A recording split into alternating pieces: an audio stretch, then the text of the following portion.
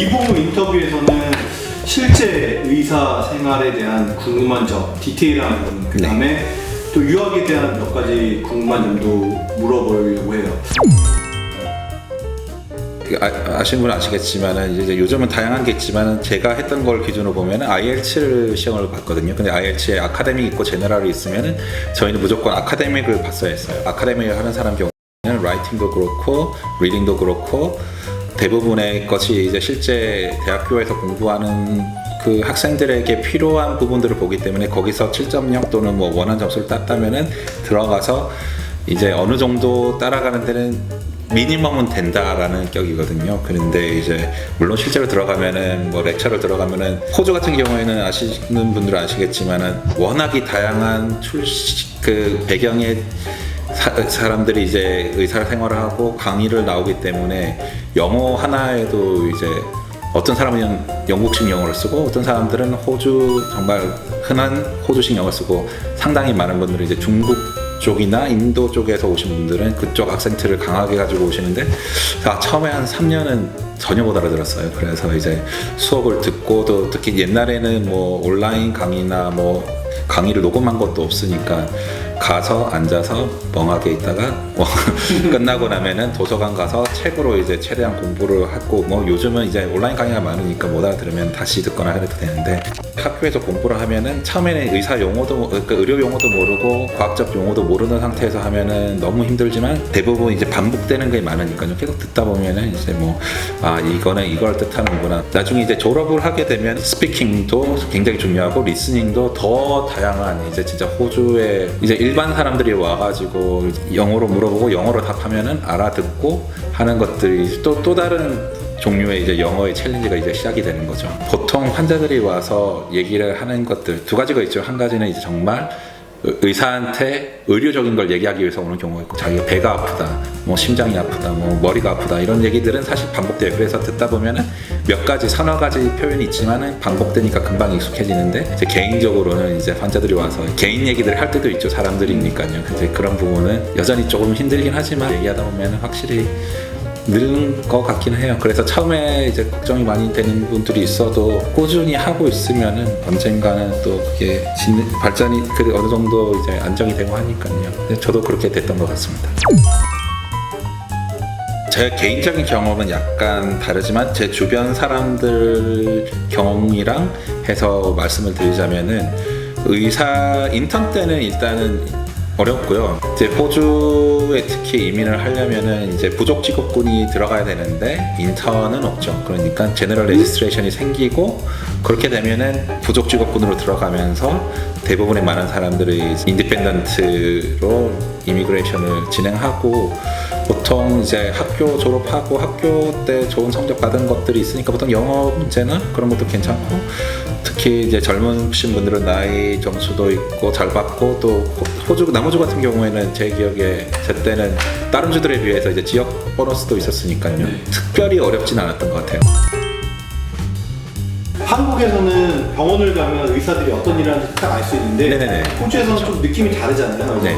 이런 부분에서 간략하게 설명해 주실 수 있으신가요? 가장 간략하게 말씀드리자면 GP는 1차 진료예요. 이제 한국에서는 1차 진료를 하시는 분들도 이제 세부 전공에 따라서 이비인후과가 있고 내과가 있고 외과가 있고 뭐 해서 그분들을 이제 환자들이 알아서 찾아간다면은 이제 똑같죠. 그러니까 대형 병원에서나 중소병원 뭐 대학병원이 아닌 개인 개업이들이 하는 그 정도의 의료 서비스를 받을 수 있는데 다만 이제 그곳은 과가 정해져 있지 않고 그래서 환자가 그냥 찾아가면은 무슨 일이든지 간에 일단 1차적으로 의사를 볼 일이 있어서 아파서든 뭐 또는 다른 이유에서든 의사를 만날 일이 있어서 찾아가면은 그 GP를 먼저 만나게 돼 있어요. 그래서 그 GP 클리닉은 보통 보면은 다 조그마한 한국 비슷하게 조그마한 그 진료실이 있고 보통 그 안에서 이제 GP 의사가 앉아서 간단한 진료랑 진단을 할 수 있는 도구를 가지고 환자를 만나게 되고요. 만나서 얘기를 하고 진단을 하고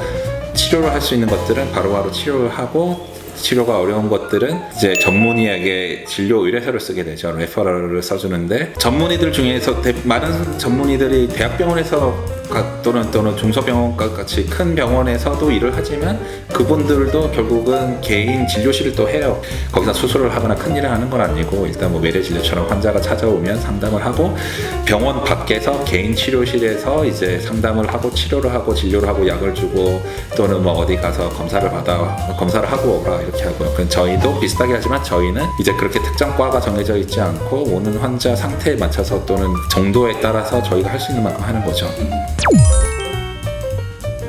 구글에 호주 의사 GP 셀러리를 검색하면 호주의 경우에는 평균 약 15만 불 정도고 엔터리 레벨은 8만 5천 불 정도, 경험이 많은 GP의 경우에는 27만 3천 불 정도까지 벌 수 있다 얘기를 하는데, 지금 얘기하는 이 정도 수준이 호주에서 받는 셀러리 레벨이 맞는지 아니면 더 많이 받는지 더 적게 받는지 이런 게 궁금해요. 들었을 때 비슷한 것 같고요. 그렇죠. 정말 열심히 하고 많은 일들을 하시는 분들은 이제 아까 말씀하셨던 최고 금액보다도 더 보는 분들도 있고요. GP는 개인병원 같은 시스템이에요. 그래서 환자를 보고 돈을 버는데 어디서 월급을 받는다는 개념보다는 예를 들어 여기서 제일 많이 쓰는 시스템이 퍼센테이지로 가져가는 거예요. 그럼 예를 들어 환자를 한 명 보면은 한국이랑 비슷하게 본인 부담금이랑 정부 메디케어에서 주는 진료비를 합친 금액의 몇 퍼센트를 자기 가져가겠다. 그래서 얼마나 많이 보느냐에 따라서 또 그 병원 자체에서 한국과 다르게 호주는 병원에서 얼마나 환자에게 본인 부담금을 매길지가 자율적으로 정해져 있기 때문에 그런 것에 따라서 다르긴 하지만 아까 말씀하신 거랑 크게 차이는 없는 것 같습니다. 학비가 어느 정도, 사실 좀 오래된 기간이지만 그쵸. 그래도 요즘에는 제가 알기로 학비가 1년에 6만에서 7만 불 정도로 알고 있거든요. 의대의 경우에는. 본인은 학비랑 생활비 소요가 어느 정도 되는지? 저는 학교를 다닐 때 학비가 3만 불 정도였던 것 같은데 1학년 때는 물론 이게 학년이 지나갈수록 많이 올라가요. 1학년 때 좀 적고 이게 뭐 인플레이션이 있으니까 시간이 지나서 올라가는 것도 있고 또 올라갈수록 그 병원의 선생들, 교수들 그러니까 의사들에게 월급을 줘야 되는 것도 있고 해서 더 그런 것도 있겠지만 제 기억에 1학년 때는 3만 불 정도였던 것 같거든요. 근데 이제 많이 올랐을 수도 있죠. 그리고 생활비는 이제 굉장히 차이가 다양할 수 있어요. 자기가 어떤 집을 사느냐, 어떤 생활을 하느냐에 따라서 사실은 굉장히 천차만별일 수 있어요. 근데 대부분의 사람들이 이제 아끼기 위해서 보통 쉐어를 하죠. 마음에 맞는 친구랑 하든지, 안 그러면은 처음에 1학년들 같은 경우는 학교에서 이제 기숙사처럼 되어 있는 데서 생활하는 사람들은 뭐 일주일에 반값으로 100몇십 불을 낼 수도 있고 더 많이 내는 사람들 200불 내는 데도 있고, 요즘은 이제 많이 올라서 렌트 하면은 뭐 혼자서 집을 다 통째로 쓴다 그러면 400~500불 내는 사람들도 있겠죠. 그 다음에는 의외로 중요한 게 한 2학년, 3학년이 되면은 병원들의 이제 실습을 나가야 되는데 호주, 특히 남호주는 대중교통이 나빠요. 그래서 실습을 나가는 학년이 되면은 의사 면허가 없고 자기 차가 없으면은 굉장히 힘들어요. 그래서 대부분 다 2학년쯤에는 운전면허가 있어야 되고 그 다음 자기 자동차가 있어야 되고요. 그래서 그것도 어떤 차를 사느냐, 어떤 보험을 하느냐, 그리고 그것과에 따라서 차이가 나고, 구체적으로 말씀드리기는 상당히 어려운데 싸지는 않아요. 확실히 많이 나가죠.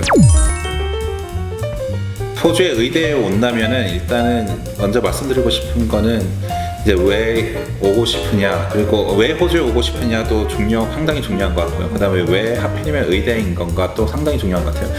아까 뭐 돈을 많이 번다는 것도 있었지만은 사실상 뭐 돈 더 잘 벌 수 있는 방법들도 많죠. 그렇지만은 굳이 그래도 의사를 한다면은 의대를 해서 의사를 한다면은 왜 의사를 하고 싶은지, 또 졸업했을 때 어떤 의사가 되고 싶은지 그 생각을 하고 오는 게 상당히 필요한 게, 아까 말씀드린 것처럼 졸업을 하고도 자기가 원하는 그런 전공을 하려면은 상당히 오래 걸릴 수도 있어요. 그럼 그 사이에 지쳐서 떨어져 다른 길로 가는 사람들도 많이 봤고요. 또 의사 생활이라는 것 자체가 돈을 버는 것도 있지만 상당히 다루는 일이라는 게 생명을 다루는 일도 많다 보니까 뜻하지 않게 스트레스를 많이 받는 순간도 있고, 그 다음에 순간순간 빠르게 판단을 내려야 되는 순간도 있고, 그 판단에 대한 책임을 져야 되는 순간도 있고, 이제 그런 것 때문에 또 스트레스를 많이들 받기도 하죠. 미리 물어도 보고 알아도 보고, 그 다음에 기회가 된다면은 이제 실제로 하고 있는 사람과 얘기도 만나서 해보기도 하고요.